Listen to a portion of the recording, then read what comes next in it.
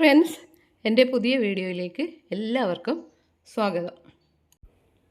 നമ്മൾ പെരുവണ്ണാമൊഴി എന്ന മനോഹരമായ സ്ഥലവും അവിടുത്തെ അണക്കെട്ടും ഒക്കെ കണ്ടു. ഇനി അടുത്ത ഡെസ്റ്റിനേഷൻ വണ്ടി ട്രിപ്പാണെന്ന് നേരത്തെ പറഞ്ഞിട്ടുണ്ടല്ലോ. അതുകൊണ്ട് എത്രയും വേഗം അടുത്ത ഡെസ്റ്റിനേഷനിലേക്ക് പോകണം. ഒരുപാട് കുറ്റ്യാടിയിലേക്ക് പോകാൻ 14 കിലോമീറ്റർ എന്ന ബോർഡ് കണ്ടു. അപ്പോൾ ഒരു നീണ്ട യാത്രയാണ് ഇപ്പോൾ നടന്നുകൊണ്ടിരിക്കുന്നത്. അങ്ങനെ പെരുവണ്ണാമൊഴിയിലെ ഈ സ്ഥലങ്ങളൊക്കെ നമ്മൾ കടന്നു പോവുകയാണ്. കൂടെയുള്ള ഫ്രണ്ട്സിനൊക്കെ ഇപ്പോൾ നല്ല വിശപ്പൊക്കെ അനുഭവപ്പെട്ടു. അപ്പോൾ അവർ വീട്ടിൽ നിന്ന് കൊണ്ടുവന്ന കുറേ കേക്കും അതും ഇതുമൊക്കെ അവർ വിശന്ന് കഴിക്കാൻ തുടങ്ങി. ഞാൻ ഒരു രോഗിയായതുകൊണ്ട് എനിക്ക് ഇങ്ങനെയുള്ള ഫുഡൊന്നും കഴിക്കാൻ പാടില്ല. ഷുഗറും ഉണ്ട്. അപ്പം മധുരമുള്ള ഒന്നും എനിക്ക് കഴിക്കാൻ പറ്റില്ല. അതുകൊണ്ട് ഞാൻ അവർ കഴിക്കുന്നതൊക്കെ ഇങ്ങനെ നോക്കി നിന്നു. വളരെ മിടുക്കനായ ഡ്രൈവറാണ് ഞങ്ങളുടെ ഡ്രൈവർ. അപ്പോൾ അടുത്ത ഡെസ്റ്റിനേഷൻ ഏതാണ് എന്ന് ഞാൻ ഡ്രൈവറോട് ചോദിച്ചപ്പോൾ ഡ്രൈവർ പറഞ്ഞു, അടുത്തത് കോഴിക്കോട് ജില്ലയിൽ തന്നെയുള്ള ജാനകിക്കാട് എന്ന മനോഹരമായ സ്ഥലത്തേക്കാണ്. ഒരുപക്ഷെ ആരും അങ്ങനെ അധികം കേട്ടിട്ടില്ലാത്തൊരു സ്ഥലമാണ് ജാനകിക്കാട്. അപ്പോൾ ഞാൻ ആദ്യം വിചാരിച്ചു ജാനകി സീതയുടെ അപരനാമമാണല്ലോ. അപ്പോൾ സീതയുമായി വല്ല കണക്ഷനും ഉണ്ടാവോ ഈ കാടിന് എന്നെല്ലാം സംശയിച്ചു. അപ്പോൾ അങ്ങനെയൊന്നുമല്ല സുഹൃത്തുക്കളെ. പ്രശസ്തനായ ശ്രീ VK കൃഷ്ണമേനോൻ സാറിൻ്റെ സഹോദരിയായ VK ജാനകി അമ്മ എന്ന പേരിലാണ് ഈ കാടുള്ളത്. അതായത് ഈ ജാനകി അമ്മയുടെ പേരിലാണ് 130 ഹെക്ടർ സ്ഥലം ഉള്ളത്. കോഴിക്കോട് മരുത്തോങ്കര പഞ്ചായത്തിലാണ് ഈ ജാനകിക്കാട് സ്ഥിതി ചെയ്യുന്നത്. 1977 ഈ കാട് മറ്റുള്ളവർക്ക് കൊടുക്കുന്നത്. അങ്ങനെ ഇത് ഇക്കോ ടൂറിസത്തിൻ്റെ ഭാഗമായി പിന്നീട് പൊതുജനങ്ങൾക്കായി തുറന്നു കൊടുത്തു. ഇവിടെ ഇപ്പോൾ കണ്ടമാനം ടൂറിസ്റ്റുകൾ വരുന്നുണ്ട്. പണ്ട് ഇത്രയില്ലായിരുന്നു. ഇപ്പോൾ നല്ല തിരക്കാണ്. ടൂറിസ്റ്റുകാരുടെ ഒരു തിരക്ക് തന്നെ ഇവിടെ. ഇപ്പോൾ നമ്മളൊരു പാലത്തിലൂടെ പോയിക്കൊണ്ടിരിക്കുകയാണ്. ഒരു താഴെ നോക്കുമ്പോൾ മനോഹരമായ ഗ്രാമവും പിന്നെ പുഴയും ഒക്കെ കാണാം. നമ്മുടെ ഡ്രൈവർ പലരോടും ചോദിച്ചാണ് പോകുന്നത്. ഇപ്പോൾ നമ്മൾ ഈ പാലത്തിലൂടെ പോകുമ്പോൾ താഴെ കുറ്റ്യാടി പുഴയുടെ ചെറിയൊരു ഭാഗമൊക്കെ കാണാം. അപ്പോൾ ഇയാൾക്ക് അത്ര പരിചയം പോരാ. അപ്പോൾ ഒരു ചെറിയ നേരിയ ഒരു പാലത്തിലൂടെയാണ് ഇപ്പോൾ നമ്മൾ കടന്നത്. കാരണം തിരിച്ചു പോകാൻ വേറെ വഴിയൊന്നുമില്ല. പിന്നെ മുമ്പിൽ കണ്ട റോഡിലൂടെ ഇങ്ങനെ പോവുകയാണ്. ഇപ്പോൾ നമ്മൾ ഈ സ്ഥലത്തിൻ്റെ അടുത്ത് എത്താനായി ഡ്രൈവർ വണ്ടിയുടെ സ്പീഡ് കുറച്ചു. അങ്ങനെ ഇവിടെ ഞങ്ങൾ എത്തി. എൻട്രൻസിൻ്റെ അവിടെ തന്നെ 2 മാനുകളുടെ പ്രതിമയുള്ള ഒരു ചെറിയൊരു സ്റ്റാച്ചു കണ്ടു. പിന്നെ അവിടെ വലിയൊരു 500 മീറ്റർ ജാനകിക്കാട് എന്ന ബോർഡ് വെച്ചിട്ടുണ്ട്. പിന്നെ നമ്മൾ അങ്ങോട്ടേക്ക് കടക്കുമ്പോൾ പുഴയോര നടപ്പാത എന്ന് പറഞ്ഞ് വളരെ ഒരു 1.5 കിലോമീറ്റർ ദൂരത്തിൽ ഈ പുഴയുടെ അടുത്ത് വരെ എത്തുന്ന ഒരു നടപ്പാത ഉണ്ടാക്കിയിട്ടുണ്ട്. പുഴയോരത്ത് എത്താൻ അത്ര സ്മൂത്തുള്ള വഴിയൊന്നുമല്ല. അപ്പം നല്ല ക്ഷീണം പിടിക്കും എന്ന് പറഞ്ഞതുകൊണ്ട് രോഗിയായ ഞാൻ അവിടെ തന്നെയായിരുന്നു. എൻ്റെ കൂട്ടുകാരൊക്കെ അങ്ങ് പുഴയോരത്ത് പോയി. നിറയെ കാടുള്ള സ്ഥലം തന്നെയാണ്. പകൽ സമയം പോലും സൂര്യൻ്റെ വെളിച്ചം ഉള്ളിൽ തട്ടാത്ത അത്രയും കാടുകൾ തന്നെയാണ്. പിന്നെ പുഴയും.